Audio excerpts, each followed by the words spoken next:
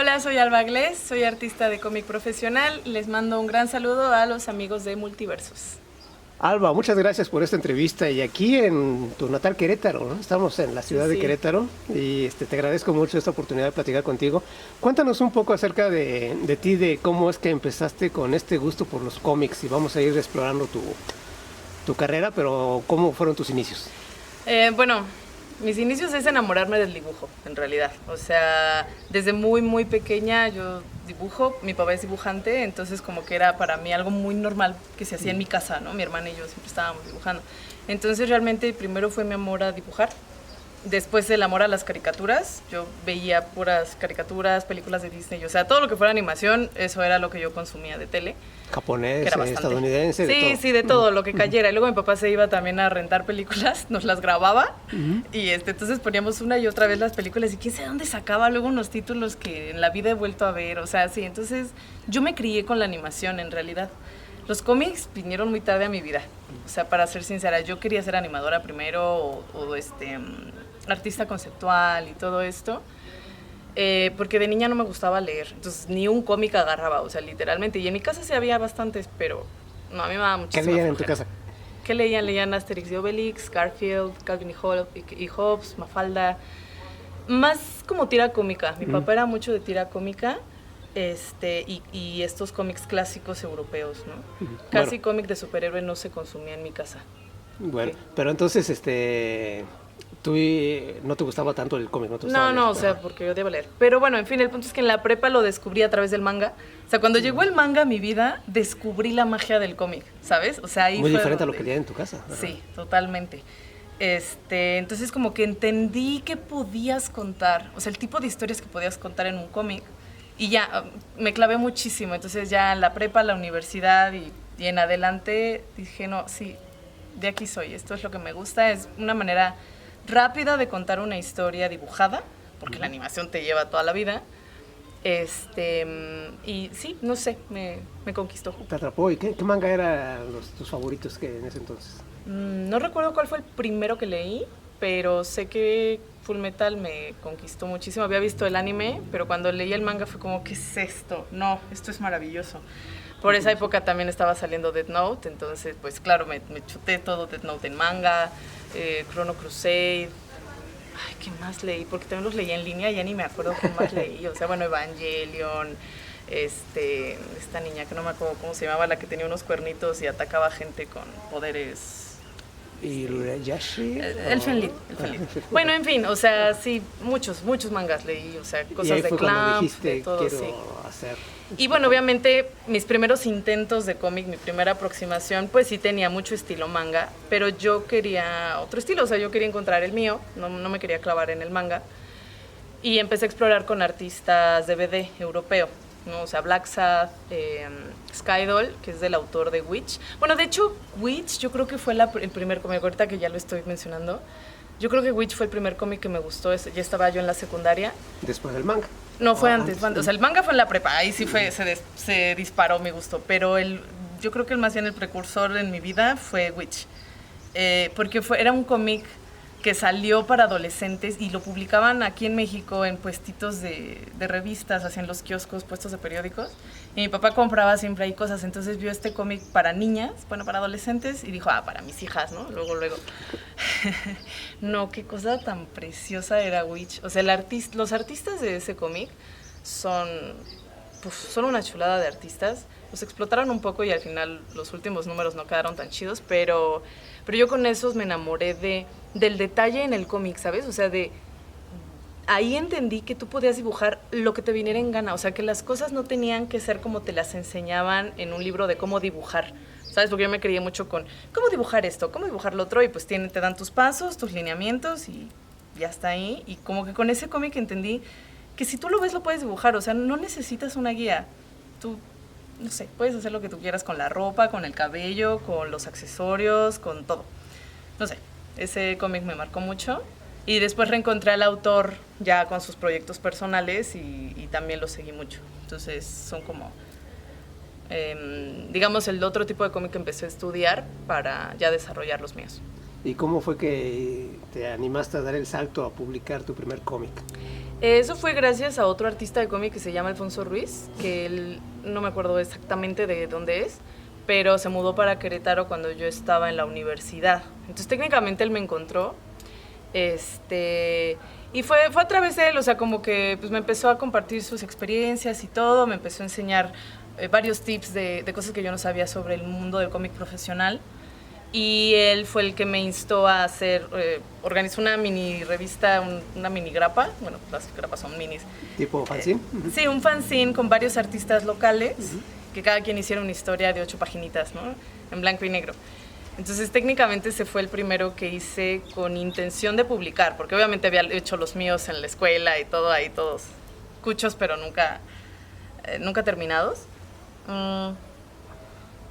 Y ese ya lo hice con miras a publicar y es justamente este. Este es? ya, bueno, este es bestial. Este ya es, o sea, la historia que hice parece fanzine, pues ya se quedó en el fanzine, ¿no? Pero después la rescaté, le hice otra historia y las compilé en este libro, en este cómic, que es bestial. Y este es oficialmente mi primer publicación, así solo como albagles. Ahí hiciste tú todo, color, Aquí todo. Bueno, la portada sí, ¿no? La portada es color, lápiz, todo es mío. El interior es de blanco y negro. El line art es al lápiz. A mí me gusta muchísimo trabajar con lápiz. Entonces, esas técnicas tradicionales sobre la digital. Sí, o sea, el digital solo lo uso para el color. Y las líneas, la verdad es que yo me acomodo mucho en papel. Entonces aquí esta fue mi exploración de hacer un line art solo a lápiz. Y el cómic se trata de una banda de heavy metal con furros, básicamente. Y el cómic es videos musicales de la banda, o sea, no es una historia, no hay una trama, solo son 2 videos musicales de la banda y las canciones, bueno, las letras de las canciones también las escribí yo. Ah, o sea, ¿también le entras a la música o...? A la escritura. Era un poquito a la música, sí, ya después te hablo de eso. Pero pues más que nada es a escribir, ¿no? Y aquí vienen ya los lyrics completos. Entonces este es el primerito mío. ¿Y tiene su banda sonora? No, ojalá la tuviera, pero no. Bueno, podemos trabajar más adelante en ello, pero... ya vamos a ver. Estaría bien chido. Y entonces, pero no se quedó aquí, tuviste un segundo número. Sí, exactamente. Ya después, yo quería continuarlos y les hice otra grapita. Ajá. En esta hasta viene, o sea, igual es en blanco y negro, ya un poco más pulida mi línea. Le metí algunos efectos igual en blanco y negro, pero ya en digital. Y hasta viene una pequeña entrevista con la banda, ¿no? O sea, ya les añadí ahí un poco de diálogo a ellos para conocerlos más. Y ya otro video musical. Estos son los únicos dos cómics que hice de ellos, o sea, mi tirada de historia cambió a partir de ahí. Entonces, nunca los continué. La verdad es que he tenido siempre así como la espinita de algún día volverlos a... Pero nada más te quedaste en 2 números. Nada más me quedé con 2. Sí, Okay. sí. Y pero además el heavy metal, quiere decir que te gusta la música de heavy metal. Sí, bueno, a mí me gustan muchos estilos de música, ¿no? O sea, me gusta el heavy metal, me gusta el rock clásico, el rock actual, el pop, pues no sé, música rara que de repente me topo, entonces sí. Pero aquí estabas No en me tu gusta etapa cualquier metalera. cosa, pero mucho. Sí, esa fue mi etapa metalera, sí, totalmente, sí, esa fue. ¿Cómo qué tipo de música podríamos pensar que hacen ellos? Algo como Metallica Avenged Sevenfold, más o menos. Pero pues no sé, también escuchaba mucho Rammstein por aquel entonces. Tampoco es que escuché un metal tan exclusivo, ese es mi esposo. Pero yo así como las comerciales del metal, sí, esas siempre me gustaron. Entonces podemos imaginarnos con ese soundtrack, con esa forma, Sí, y con sí. las letras de aquí. Muy interesante. Y entonces después, ¿qué fue lo que siguió? Después De aquí de este allí- cómic. Bueno, gracias a ese cómic y a Alfonso Ruiz, que fue mi mentor en esto del publicar y el cómic profesional, me contactó Edgar Delgado.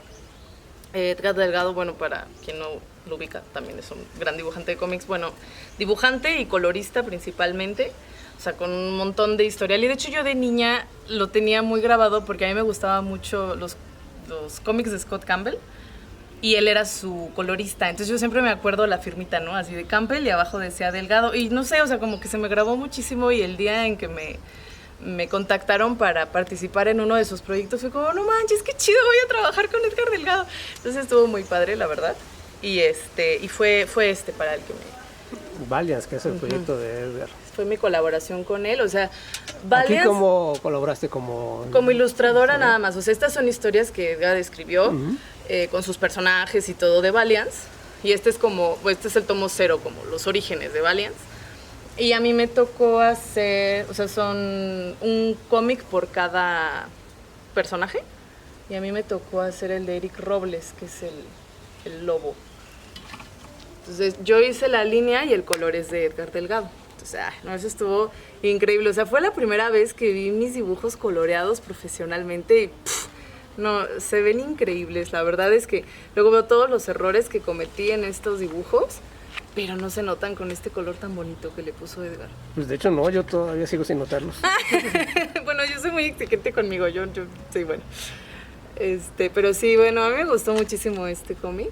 Y pues fue gracias a Bestial porque como eran animales antropomórficos quedaban muy bien con la historia.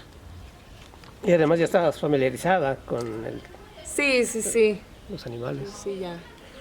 Estuvo muy bien. Ya está cortita, pero pues fue Bonita. Fue la primera. Ya, se quedó aquí en Y eso fue producido por Ficción Narradores de Monterrey. ¿Y después qué siguió? Después me metí a un concurso de cómic, bueno, al concurso de secuenciarte de Pixelatl en 2017. Entonces siguió este ganó el primer lugar en Pixelatl. Y este es el único cómic publicado que tengo que es enteramente digital. O sea, aquí sí no usé para nada técnicas tradicionales, todo lo hice en la computadora. ¿Y aquí fue por experimentar o por qué te...? Pues bueno, o sea, fue experimentar y decir, bueno, vamos a meternos un concurso, ¿no? A ver si gano. Pero sí fue puro... Pues experimentar el formato, porque el formato de Pixelatl es curioso, que es así cuadradito.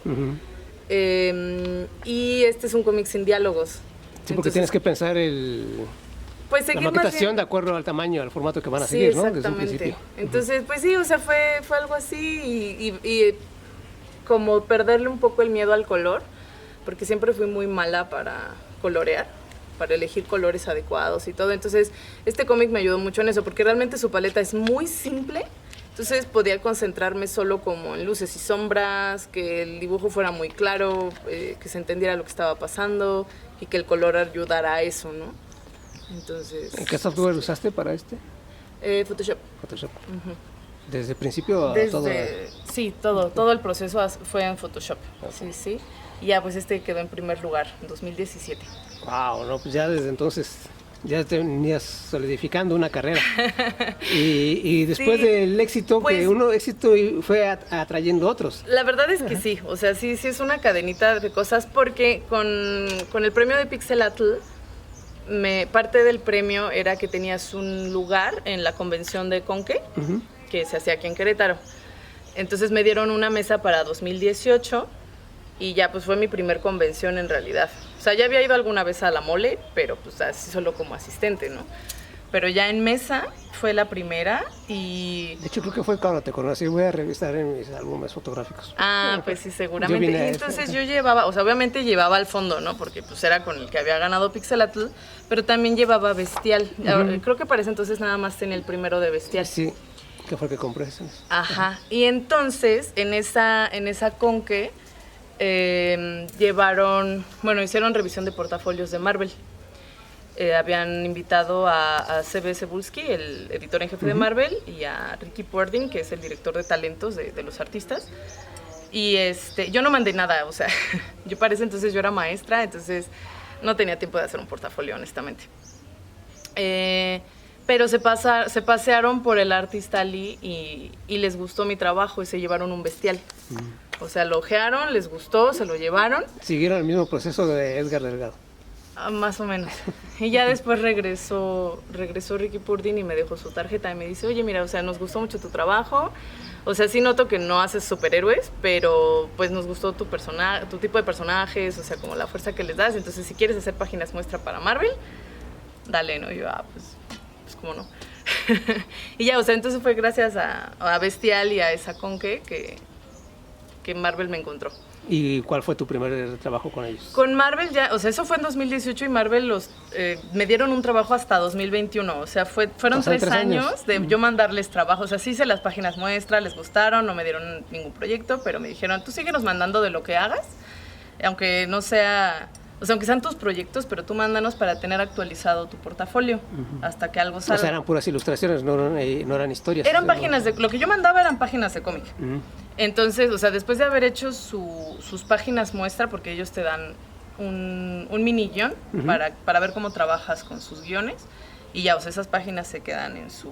¿Y checan también cuánto tiempo tardas en entregar y esto? Me imagino que sí, o sea, me imagino que sí miden fecha, muchas cosas. No me pusieron, no recuerdo que me hayan puesto fecha, pero para mí, o sea, fue como, no me voy a tardar todo el mes en hacer 5 páginas, entonces, pues, procuré hacerlo en un tiempo. No sabía yo cuánto era el tiempo ideal, pero procuré hacerlo lo más pronto posible. O sea, me enfoqué solamente a eso, a mis clases y a mis páginas muestra y ya. Entonces, mientras me daban un empleo, yo estaba haciendo otro cómic autoral y esas eran las páginas que de repente les mandaba, así las páginas de mi cómic, y ahí como que de repente iban pues guardándose como guiños, en el stock. Ajá. Entonces el cómic en el que estaba trabajando era Laura de la Tierra Sagrada. Ajá. Y esta es mi primer novela gráfica. ¿Y en inglés? Chonchote. Está en inglés, lo publiqué vía Kickstarter, o sea, bueno, lo fondé con Kickstarter. Mira, no estoy muy contenta de haber decidido publicarlo en inglés, honestamente, pero para aquel entonces realmente no sabía muy bien ni cómo funcionaba el mercado de cómic en México, ni qué tantas posibilidades tenía de que me lo fondearan en español. O sea, pues, casi todos los usuarios son pues, de Estados Unidos o Canadá. Entonces fue como una apuesta de decir, bueno, yo necesito que me lo fondeen, porque yo el dinero no lo tengo. Había intentado publicarlo con Ficción Narradores, pero hubo ahí un tema y luego yo me metí como, o sea, como que le hice un hiatus al cómic. Entonces que nunca se publicó con ficción y por eso intenté fondearlo yo, ¿no? Y ya, por eso decidí hacer en inglés. Y también a color. Bueno, sí, lo mostramos, lo presumimos. Entonces esta novela gráfica, también el line art es a lápiz, pero ya es mucho más limpio. Y aquí platícanos un poco de qué trata. Es una novela de fantasía. Se trata de esta chica Laura, que es reclutada por el guerrero imperial de un mundo mágico. Y el guerrero le dice, pues, los dioses decidieron que vas a ser un guerrero y yo te tengo que entrenar. Y entonces se la lleva a su mundo y la entrena para convertirla en un guerrero. Entonces es como la vida de Laura siendo entrenada y conociendo la cultura de este universo. Y ya después pasan pues otras cosas, ¿no? La verdad es que a mí me encanta esta historia. No está terminada, todavía le faltan algunos tomos. Ha pasado la vida. No son autoconclusivos, sino que no es autoconclusivo, es una novela larguita. O sea, no sé por qué me animé a hacer algo tan largo. A mí me gusta hacer historias largas. Pero es que además quedó espectacular. Como que sí, me encanta. La verdad es que, o sea, sí está definitivamente en mis proyectos principales a los que darles continuidad, pero no ha habido ocasión todavía. Entonces, bueno, este fue su primer volumen. Y entonces dices que todavía tuviste ese conflicto de hacerlo en inglés y español. Y sí, sin embargo, sí. O sea, al final quedó en inglés. En internet está en español, en Webtoon. En Webtoon Canvas. Ahí está en español. Obviamente la lengua original es español, pero ya, bueno, lo mandé traducir y ya quedó en inglés. Y en tu universo que fuiste creando, el universo de Alba Glés. Sí, ahí fue quedando. Entonces, bueno, despuésito de terminar, se publicó en 2020. Y despuésito de publicarlo, o sea, yo seguí trabajando en lo mismo, en la misma historia de Laura, y salió que es la segunda parte. Tomo 2. El tomo 2. Y también fue, pues bueno, como ya había hecho la primera campaña, pues ya igual, ¿no? O sea, tenía que ser en inglés también. Tenía que ser en inglés para que me ayudaran los mismos que me fondearon la vez pasada. Y me gusta más porque pues ya el dibujo crece un Se nota evolución en cuanto al dibujo y el color, fíjate. Sí, va. La verdad es que este cómic me sirvió, no sabes, de práctica, como no tienes una idea. O sea, aprendí muchísimas cosas de narrativa gráfica, de perspectiva, de diseño, de ahí está un poco subido de tono, de, ¿cómo se llama? Perspectiva, narrativa gráfica, anatomía. Pues todo, ¿sabes? O sea, fue una práctica completa, integral, porque en un cómic es que tienes que ejercitar absolutamente todo. Pero es que además eres autodidacta, ¿no? Sí, soy autodidacta. Entonces, a mí me encanta este es de mis cómics favoritos, honestamente. Y pues sí, algún día lo cumpliré. De verdad que sí. ¿Para cuántos tomos está pensado? Para 5. Ya te falta menos que cuando empezaste. Sí. Bueno, y luego Y de bueno, ahí entonces fue el Inter hasta el llamado de Marvel. Sí, estos dos fueron en el Inter. Uh-huh. Bueno, cuando estaba publicando o sea, cuando estaba la campaña de Kickstarter para o ya estaba concluyendo las últimas páginas, no me acuerdo, me contactó Marvel por primera vez. Ya, bueno, no por primera vez, sino ya con un proyecto, ¿no? Uh-huh. O sea, entonces estaba yo terminando cuando salió el proyecto para Marvel. Yo ya lo había terminado, estaba la campaña. Y fue aquí, fue en Marvel's Voices, uh-huh. Comunidades. Es una antología de historias cortas. En esta edición eran historias de superhéroes latinos, escritas y dibujadas por artistas de orígenes latinos, ¿no? Entonces, como que fue el momento perfecto para decirle a la mexicana que tenían en el stock, pues vamos a jalarla para esta historia, ¿no? Entonces, ¿y cuál te tocó hacer? Me tocó hacer de Sunspot, es de la nueva generación de los X-Men, ajá, que tiene poderes del sol. Sí. Entonces, aquí está. Roberto da Costa creo que se llama. Sí, exactamente. Pues yo hice solo los lápices, la verdad es que el color no me gustó. ¿Y el guión te lo dieron también? El guión también me lo dieron, o sea, yo con Marvel solo he hecho lápices, uh-huh. Es todo lo que hago, ni tintas, ni color, ni guión. Pero la verdad es que me gustó mucho porque, bueno, pues fue mi primer cómic con ellos, igual, o sea, ejercitar escenarios porque pues tuve que ver más o menos cómo eran las casitas tradicionales de Brasil o cosas así, ¿no? Y familiarizarme con los personajes de Marvel porque si te soy sincera, yo nunca, pues es que ya lo dije, o sea, yo nunca fui como cliente de cómic de superhéroe, uh-huh. Entonces pues sí fue aprender un poquito, ir aprendiendo de eso. Son 6 paginitas, está bien cortito, pero pues ya, fue mi debut en Marvel. Eso fue en 2021. Entonces, pues ya donde hiciste historia, porque tal vez seas la primera mujer mexicana que trabajó con Marvel. ¿O no lo habrá sé. otro caso? Honestamente no lo sé. No. O sea, no he encontrado así como viviendo en México, o sea, alguien uh-huh. que haya nacido, vivido en México y que de México trabaje para Marvel, no he sabido de ninguna otra mujer que haya empezado así en Marvel, pero qué tal que sí, solo yo no me he enterado, ¿no? Vamos a investigar ese dato, sí, lo dejamos también igual para los investigadores, hacemos esas cosas. Sí. ¿Y de ahí cuál siguió entonces? Bueno, mira, si nos seguimos con Marvel nada más. ¿Cronológico o bueno, pues vamos a la etapa Marvel, pues? Ajá. Como tú me digas. Sí, vamos por la etapa. ¿Por etapa Marvel? Ajá. Por etapa Marvel. Bueno, entonces, después de ya les gustó mi trabajo y me contactaron para 2 cómics. Uno fue un webcómic de la aplicación de Marvel Unlimited. Uh-huh. Que fue con Robbie Reyes, el Ghost Rider latino. Uh-huh. Y luego me dieron una miniserie ya para impresión, que es Mongrel and Devil Dinosaur. Y o sea, pues eran 5 numeritos de historia, y este es el compilatorio, ¿no? Que ya trae los 5 números. Igual aquí yo solamente hice los lápices.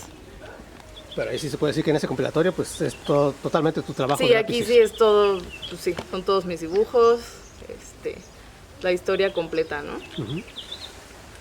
Estuvo padre porque, pues como tenía un tiranosaurio, fue lo que más me atrajo de la historia. Dije, nunca he dibujado un tiranosaurio, entonces hasta me compré una figurita, un juguete pequeño que fuera lo más realista posible dentro de lo que es la clásica imagen de un tiranosaurio, que son, por supuesto. Uh-huh.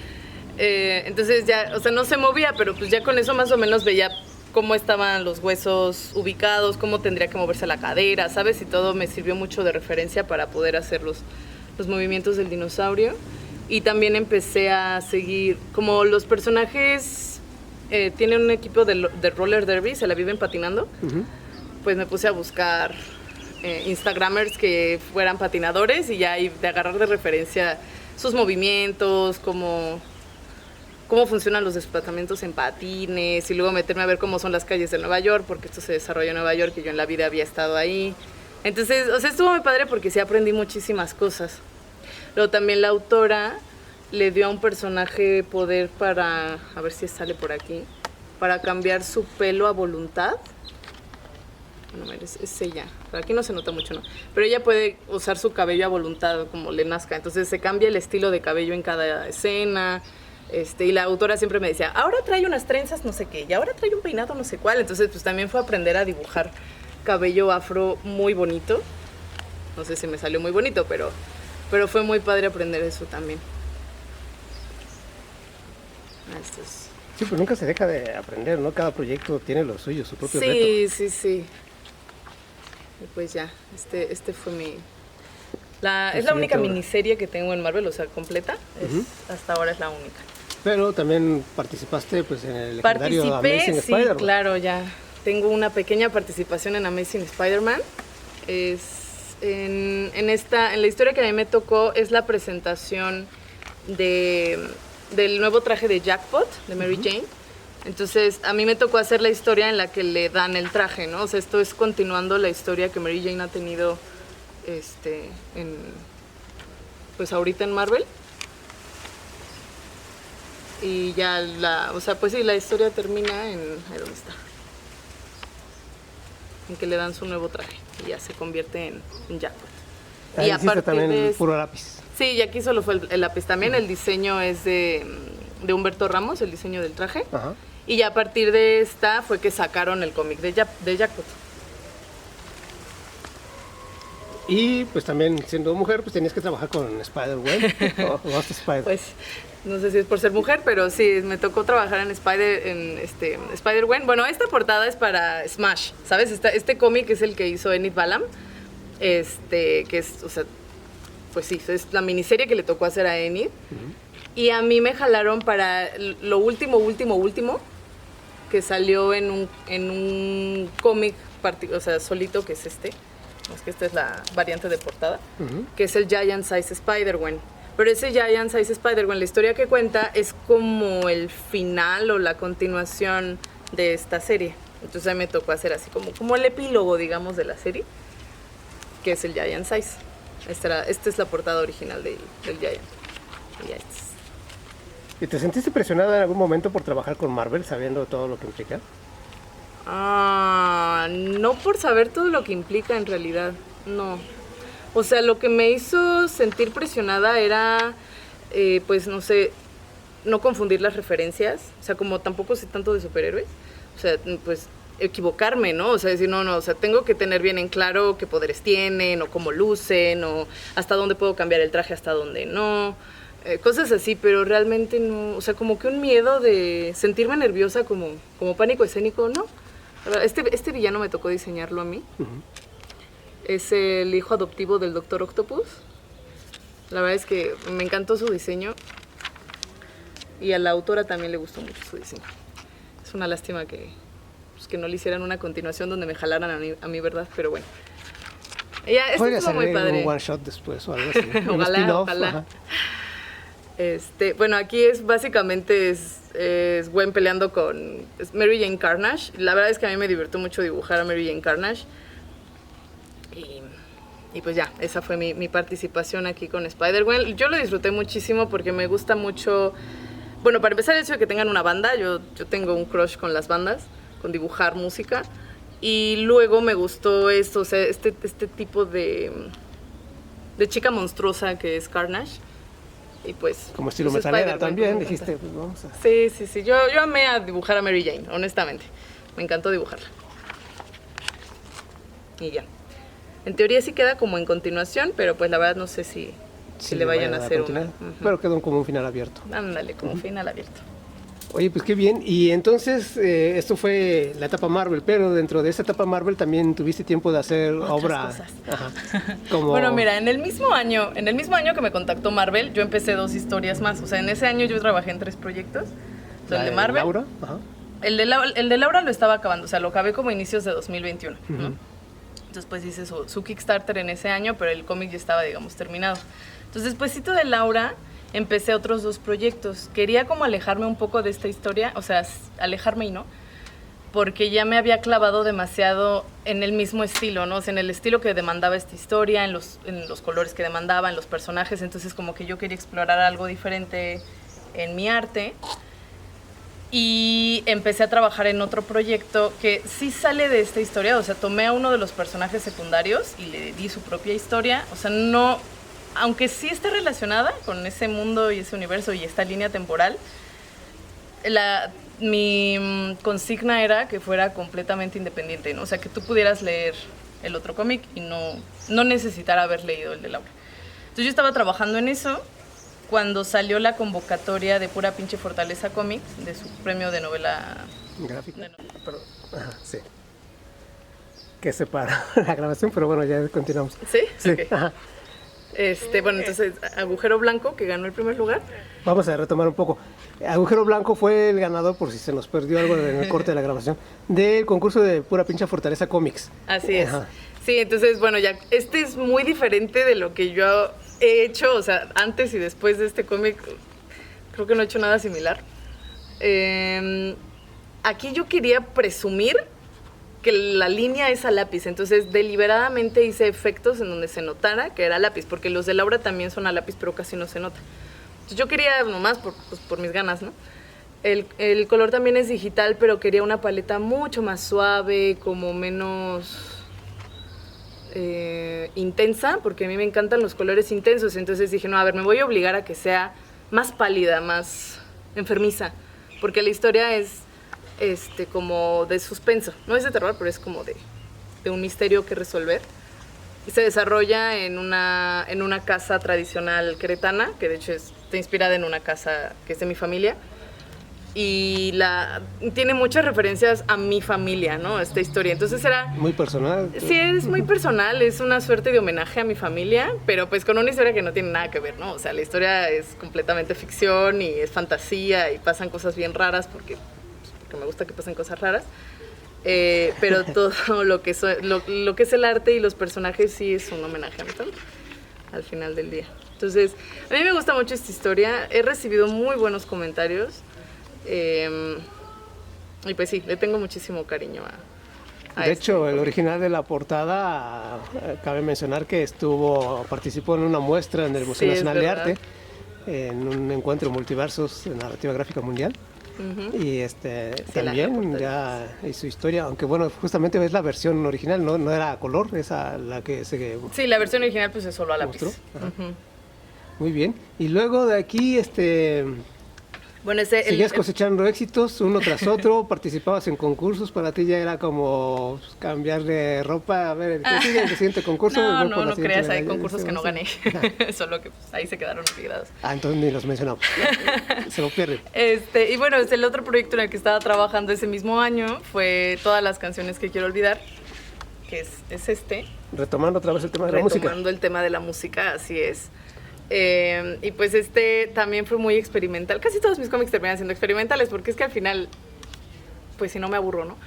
Le tengo mucho cariño, pues es mi novela gráfica más reciente en realidad, ¿no? O sea, me tardé casi 4 años en terminarla. ¿Es de fantasía también? Es de fantasía, te digo que retoma uno de los personajes secundarios del cómic de Laura, pero pues es otra historia totalmente, ¿no?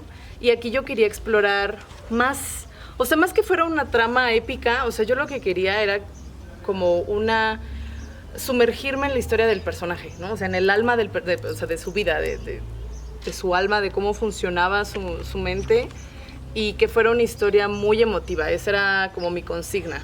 Yo quería hablar, los 3 principales temas de los que yo quería hablar era el amor, la muerte y el arte. El arte en este caso manifestado en la música. Entonces, bajo esa consigna fue que diseñé la historia. Él es un rey sobrenatural de otro mundo que no puede morir. Pero es dentro del mismo universo de Laura. Es dentro del mismo universo de Laura. Y él, al ser inmortal, está harto de vivir y busca siempre un motivo, uno de dos, para acabar con su vida o para cambiarla. Entonces, en esta etapa de su historia, decide viajar a nuestro mundo y adoptar la forma de un adolescente y convertirse en una estrella de rock. Entonces, tener la vida lo más normal posible, pero... ¿Y cómo es bien normal ser una estrella de rock? Por supuesto, sí. Claro que sí, ¿no? O sea, es lo más normal del mundo. Entonces, pues es su vida en los dos mundos, ¿no? O sea, siendo adolescente y siendo rey, y cómo se cruzan ambas historias. Entonces, hay mucho tema familiar, el tema de la muerte, de aprender a apreciar la vida, hay romance, hay comedia, aquí me di vuelo con los colores. O sea, todo lo que pasaba en tu vida está pasando ahí también. Más o menos, sí, hay de todo aquí. Pero sí vemos dragones. justamente que sí vas cambiando algunos detallitos en cuanto a estilo, en cuanto a iluminación, en cuanto a colores. Sí, ven cambios, creo. Ajá. El estilo de dibujo va cambiando un poquito, pero se va notando ese cambio. Sí. Y ya, bueno, este también fue autopublicación. Esta es la mitad de la historia nada más, la primera mitad. Esto lo publicaste aquí en México. Sí, bueno, pero también fue financiado por Kickstarter, ¿sabes? O sea, por eso también está en inglés. O sea, como que quise seguir la misma línea que ya había empezado. Y lo que me funcionó, y además pues era lógico, que Sí. dentro del mismo universo tenía que seguir como... O sea, el sí, estilo. en teoría, pero también me hubiera gustado publicarlo en español, la verdad es que sí, pero sí. Bueno, si ya está hasta en francés, y justamente cómo fue ese paso en francés, dijiste, a ver, todo lo que sea en español, no, vamos a buscar idiomas mientras más... No lo busqué, honestamente no lo busqué. La o sea, siguiente edición va a ser en Swahili, ¿o? A ver, ¿cómo vamos a hacer pues no, el de en francés Oui. salió. Salió por la campaña en Kickstarter, en realidad. Con esa campaña me contactó una agencia de ¿cómo se llama? De representantes. Uh-huh. Y ellos me ofrecieron presentar la novela a otros mercados, ¿no? O sea, entre ellos en francés, pero la verdad es que era a mercados de diferentes países. Y la primera editorial bueno, de hecho creo que hasta ahora ha sido la única que se interesó fue Dracú, que es editorial, bueno, estas son más o menos las mismas páginas que ya mostré, pero pues en grande y en francés, ¿no? Uh-huh. Y pues Dracú es francesa, entonces realmente fue por eso, o sea, porque ellos me contactaron, les gustó la historia y ya acordamos, ¿no? la publicación. Y está de reciente edición, ¿verdad? Este salió este año. Porque además tiene la historia completa, o sea, el que yo acabo de mostrar es solo la mitad, la primera mitad, que llega hasta aquí, y ya tiene la segunda mitad, ya es la historia entera, ¿no? O sea, en total, en todo este cómic fue lo que me llevó casi 4 años lograr. ¿Esta sí es una historia autoconclusiva o va a tener su...? No, sí es autoconclusivo. En teoría podría continuar, ¿no? Porque el personaje... Igual son finales abiertos. Pues el personaje no se puede morir, entonces pues, su vida sigue, pero si no, lo que se cuenta aquí se acaba. Y ya, entonces, pues sí, por eso es que está en francés en realidad, o sea, porque además esto ya lo tiene, lo asiló un editorial, ¿no? Esto ya no es autopublicación, así que pues, yo solo tuve mis pocas copias, que son las que estuve ofreciendo en México en las últimas semanas, y pues ya lo demás se vende en Francia, tiene su propia vida en Francia, y pues yo espero que le vaya muy bien, ¿verdad? Y ojalá algún día lo podamos ver en español aquí en México. Sí. También con alguna editorial, porque la verdad es que esto de autopublicación es muy divertido, pero es muy cansado. Entonces... Sí, prácticamente un autor contemporáneo tiene que entrarle a todo, ¿no? Sí. Entonces, hasta la promoción, la distribución y tantas cosas que distraen la Y parte es bien creativa, cansado. ¿no? La verdad es que sí, yo soy muy mala, soy malísima para las ventas y la distribución y todo eso. O sea, sí, como que mi cerebro está muy condicionado a solo crear. Entonces, pues siempre hay detalles con las editoriales, obviamente, o sea, porque pues obviamente meten mano a tu obra y es como, pero si le cambiamos esto, para si mí, le hacemos esto. O sea, pues al menos para mí, o sea, que ya me quiten esta parte de tener que ser yo la que ofrezca mi obra, o sea, yo encantada, la verdad es que sí. Y no, la edición quedó preciosa. Bueno, pero te ha funcionado ofrecer tu obra porque pues, te hemos visto justamente en bueno, Aconque, sí, estuvimos en el encuentro Multiversos. Claro. Entonces, ese contacto directamente que tienes con la gente y que precisamente así fue como se dio a conocer tu trabajo. Sí, vieron, pasaron y definitivamente. O sea, mi trabajo, o sea, la carrera se me formó porque fui a eventos. O sea, sí. Obviamente es todo el trabajo que uno hace en privado, en su estudio, en su conexión con la página. Pero ciertamente, si fue escalando, fue por eventos. Sí, por ir a eventos. Sí, es un escaparate importante. Totalmente, todavía, sí. Entonces, sí. Pero digamos, mira, me gusta más como escaparate ir a convenciones que como tienda, ¿sabes? O sea, como con la consigna de vender, para mí es cansadísimo ir a una convención porque siempre termino decepcionada, ¿no? De mis ventas, porque soy mala para eso. Pero y eso que ya tienes un nombre. O sea.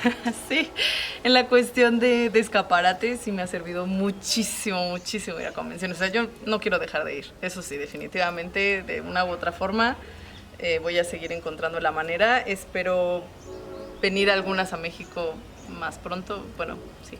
Sí, porque ahorita tuvimos la suerte de encontrarte en una visita, pero ya no estás viviendo en México. Sí, entonces, ya voy a cumplir un año de no estar viviendo en México. Era como casi el paso que uno se esperaría de alguien que ya tiene trabajo internacional. Prácticamente también, pues, nada más faltaba que dieras el salto. Ahora, pues sí, aunque realmente no tuvo nada que ver con mi trabajo, el mudarme a otro país.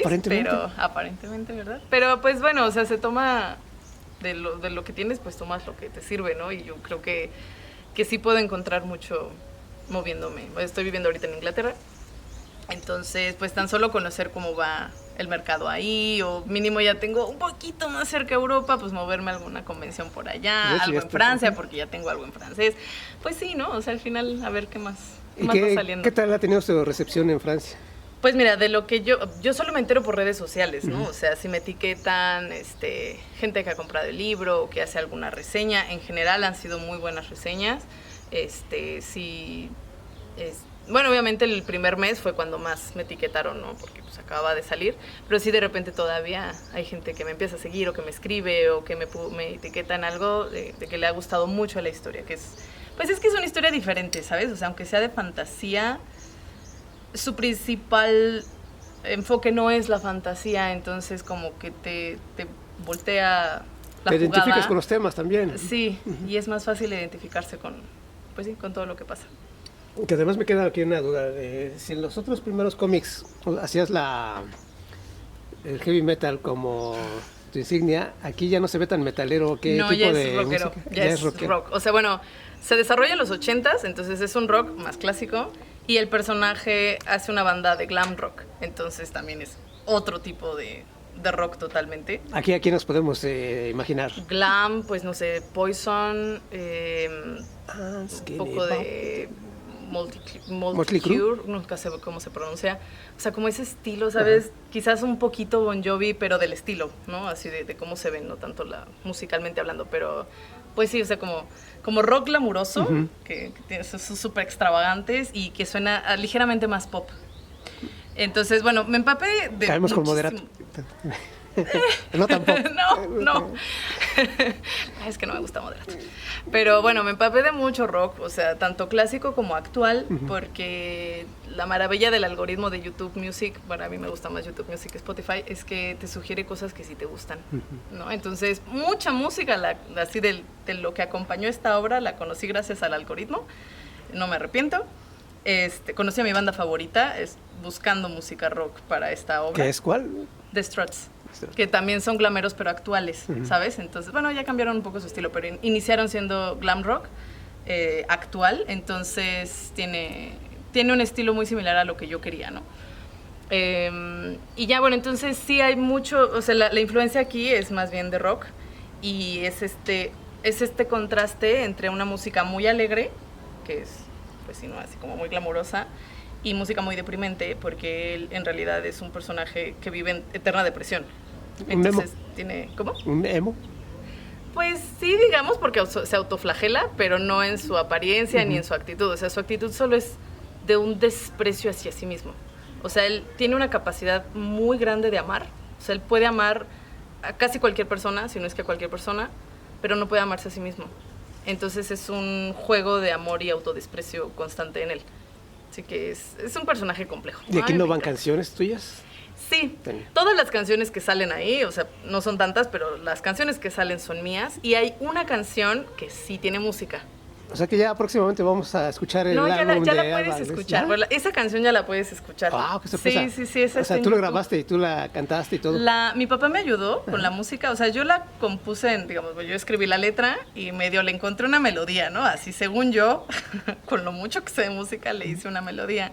Cuando se la di a mi papá, que sí es músico, me dijo, bueno, está bien rara tu música porque le vas cambiando los tiempos. No sigue, para empezar, no sigue el formato de 4 tiempos del rock. Y yo no sabía de qué me estaba hablando, y los vas cambiando, ¿no? Y así como... Dice, pues si cambio las reglas en la narrativa gráfica, ¿por qué no la voy a cambiar en la música, sí, no? También.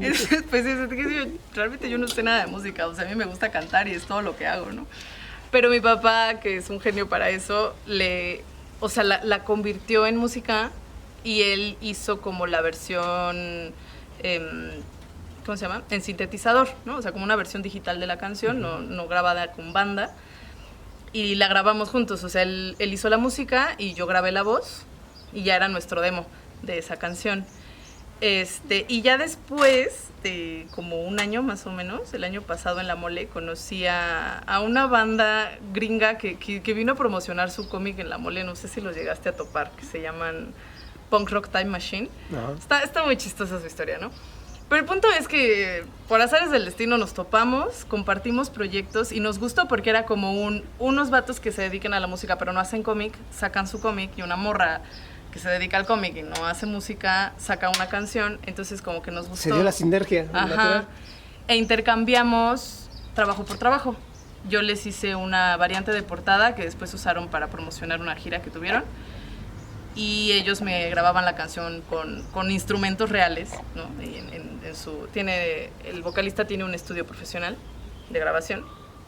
Entonces grabaron ahí en Los Ángeles la canción, ella me iba mandando así como los avances y todo.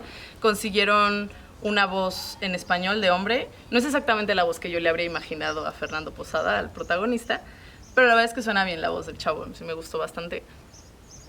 Y ya la grabaron y la publiqué en YouTube, o sea, pues... Entonces, ¿cómo la encontramos? La encuentran como Diamante y es... La canción. Ajá. La canción. Hay dos videos, o sea, está el demo, que es con mi voz, y la canción original, que hasta le hice su video, ¿no? Así con imágenes del cómic y todo. Así le podemos poner Diamante, Alba Glés, y ya aparece. Sí, Diamante, Alba Glés, o no me acuerdo si lo encuentran como algo más, así como todas las canciones que quiero olvidar, no creo, pero pongan Diamante, Alba Glés, y el que no diga demo, ese es. O escuchan las dos canciones y ya no hay problema. De preferencia. Pero la que suena profesional, la que tiene una voz que sí alcanza las notas, esa es la del...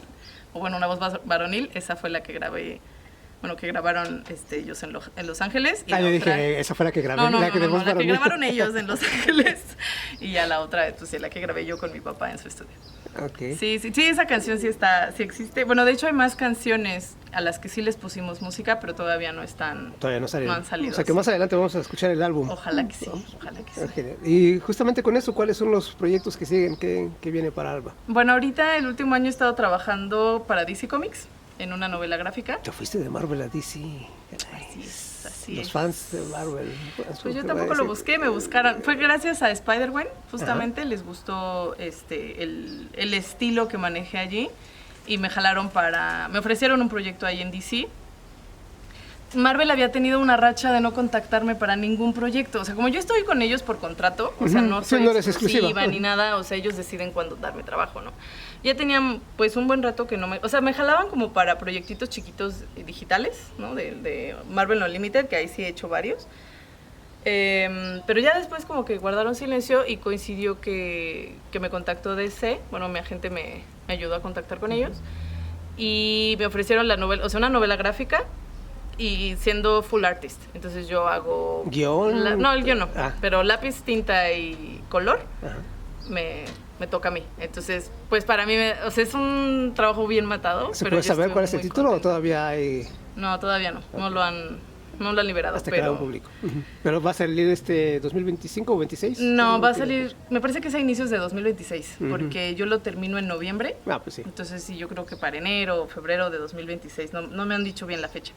Pero sí, ahorita es ese en el que he estado trabajando, es todavía secreto, pero sí, ahorita voy a debutar. Ya va a estar en las dos grandes clásicas de Estados Unidos y superhéroes. Sí, así es. Oye, y pues ya, o sea, mis proyectos personales sí, obviamente les intento dar cabida, pero ahorita ha sido muy difícil con un proyecto full time y mudándome de país y todo, o sea, solo me he dedicado a lo de DC y nada más. Pero sí, no perdemos la esperanza de que van a salir más tomos de Laura, por ejemplo. Sí, claro. Más lo que se acumule en todo este tiempo. Para un alma creativa, pues siempre supongo que salen ideas e ideas e ideas. Claro. Muy bien. Pues muchas gracias, Alba. ¿Algo más que quieras compartirnos? ¿Dónde te podemos seguir tu trabajo, redes sociales? Pues me encuentran en Instagram y en Facebook, así de fijo, como Alba Glés Art. Alba Glés Arte. Entonces ahí me topan y ahí publico mi trabajo, no sé, por ejemplo, ahorita que iba a venir a México, lo publiqué allí, o sea, como las cosas importantes, ahí van, en el Instagram. Ok, pues algo más que quieras decir, que se nos haya pasado para concluir esto. Ay, no sé, yo creo que sí fue todo, no sé, pero pues muchas gracias por tomarte el tiempo para esta revisión histórica de mis últimos 15 años, no sé cuántos son, 10. Pues más o menos. considerando que empezaste desde niña, pues sí, casi los 15 años. Bueno, Entonces, de niña no, ya son más de 15, pero digamos desde la primer publicación, no, creo que son 10, desde la primera publicación. Pues muchas gracias a ti, ha sido un honor y pues vamos a seguir también al pendiente de tu carrera y pues esperamos verte también en otro encuentro multiversos, a lo mejor ya presentando novela gráfica y disco. Entonces, sí, ¿qué tal? Vamos a ver ¿Qué tal? Estaría muy padre. Sí, bueno, sí. pues muchas gracias. Muchas gracias.